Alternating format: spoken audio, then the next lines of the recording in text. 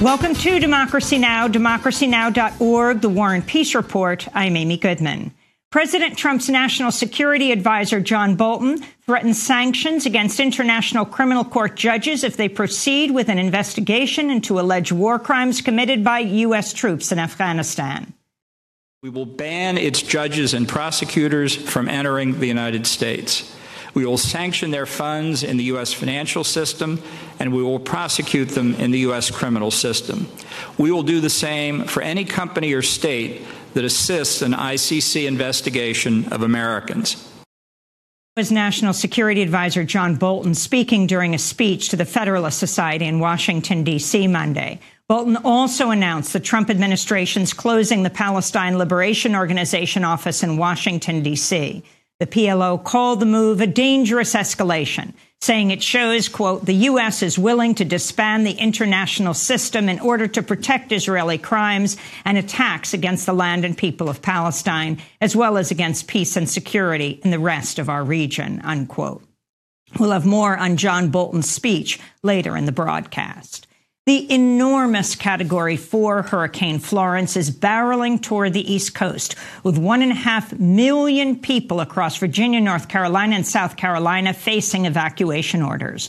The National Hurricane Center is warning of widespread flooding and a possible life-threatening storm surge. This is North Carolina Governor Roy Cooper.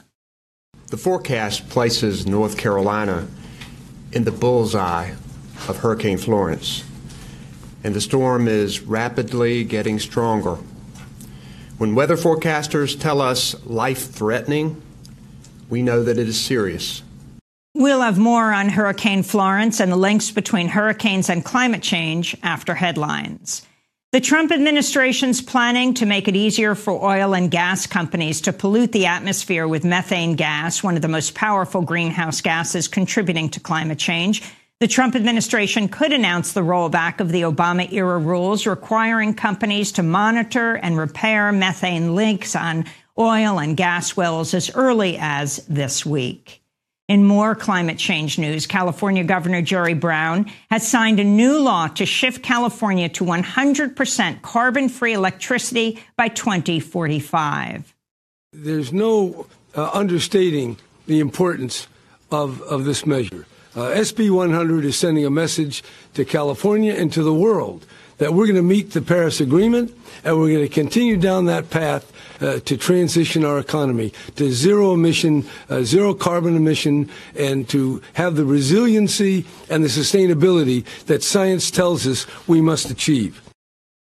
That was California Governor Jerry Brown speaking Monday ahead of the Global Climate Action Summit here in San Francisco. We'll be broadcasting from San Francisco throughout the week.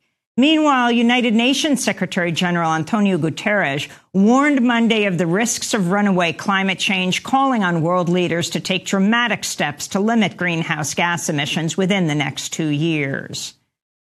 Climate change is the defining issue of our time, and we are at a defining moment. We face a direct existential threat.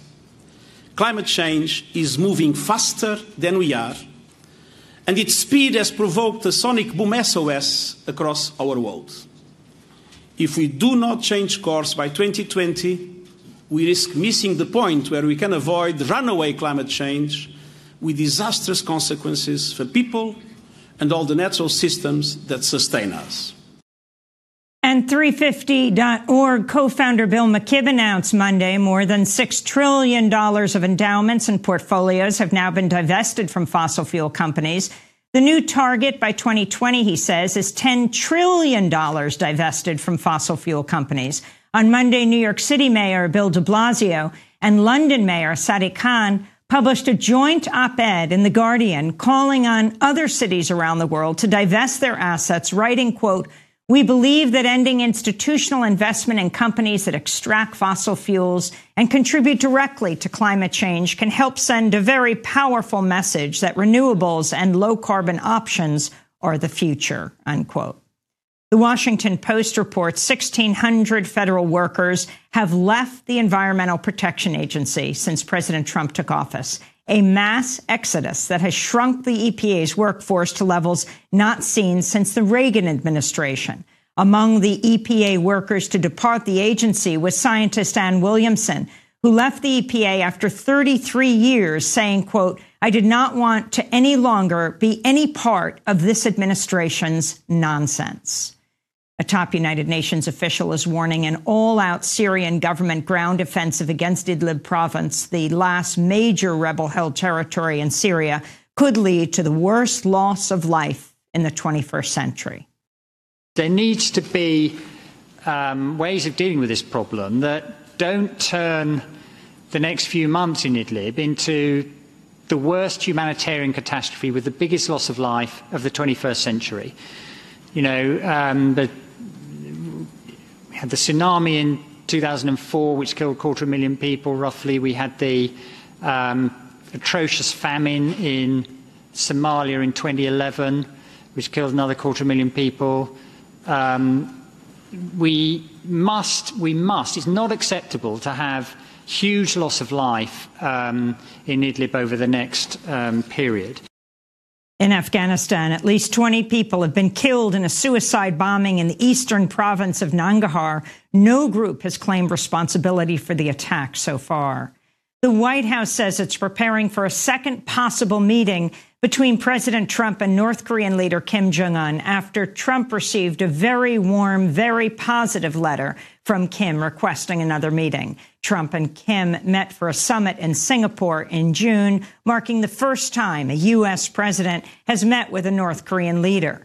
Meanwhile, South Korean President Moon Jae-in is slated to hold his third summit with Kim next week as the two leaders continue discussing plans to formally end the 1950-53 Korean War. In migration news, Doctors Without Borders says more than 100 people died earlier this month when their boats shipwrecked off the coast of Libya en route to Europe. Among the victims were at least 20 children, including babies. The United Nations says at least 1,000 people have drowned in the Mediterranean so far this year, trying to reach Europe. Back in the United States, in Texas, more than 100 people rallied outside the Dallas police headquarters Monday night to protest the police killing of 26-year-old Botham Jean. White Dallas police officer Amber Geiger killed John, a black man, in his own apartment after she walked in allegedly believing it was her apartment. The two lived in the same apartment complex. Officer Geiger has been charged with manslaughter.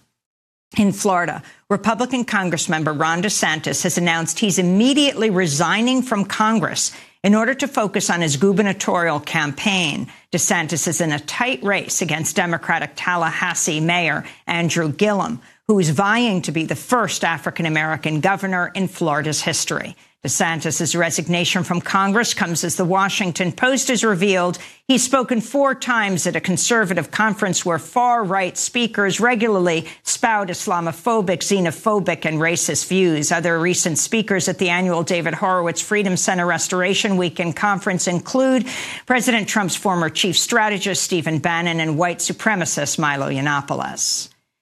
And federal prosecutors have admitted they wrongly accused Russian gun rights activist Maria Butina of trading sex for influence with high-level Republicans.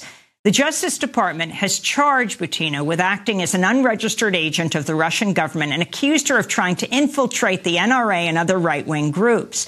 But the prosecutors now admit they mistakenly interpreted a joking text exchange between her and her longtime friend, who took Butina's car for an inspection and then texted her, quote, "I don't know what you owe me for insurance." Butina jokingly answered, "Sex, thank you so much." Prosecutors now admit this exchange does not prove she was trading sex as part of a secret Russian government effort to infiltrate high-level Republican circles. On Monday, a federal judge ruled Butina must stay in jail after her trial because she's a flight risk. And those are some of the headlines. This is Democracy Now!, democracynow.org, The War and Peace Report. I'm Amy Goodman.